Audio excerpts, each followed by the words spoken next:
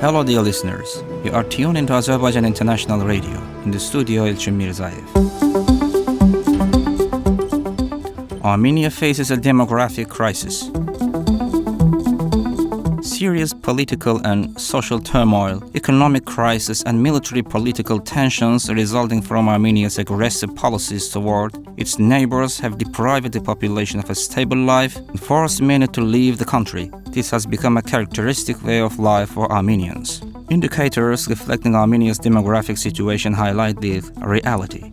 According to statistical data, 15,324 marriages were registered in Armenia in 2024, which is 883 fewer than in the previous year. One of the reasons for the decline in marriages is war. The Armenian government acknowledges 3,822 casualties in the 44-day war, while the opposition claims that more than 5,000 soldiers were killed. Clearly, this affects the continuation of generations and impacts the demographic situation. Another contributing factor is the common preference among Armenian families for having only one or two children, as raising multiple children requires higher living expenses. One of Armenia's most serious demographic problems is the sharp decline in natural population growth due to migration. This trend began in the 1990s and 2000s, driven by the Nagorno-Karabakh conflict, socio-economic hardships, unemployment, the collapse of major industrial enterprises, the suppression of democratic values and human rights violations. The same situation persists in Armenia today. Despite these negative factors, officials speak of economic growth, but these claims don't reflect reality. The so-called economic growth is largely based on the export of Russian goods, benefiting only a small segment of the Armenian population.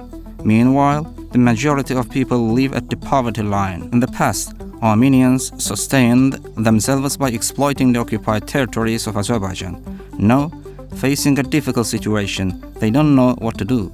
Unemployment continues to rise, and the creation of new job opportunities remains a pressing issue.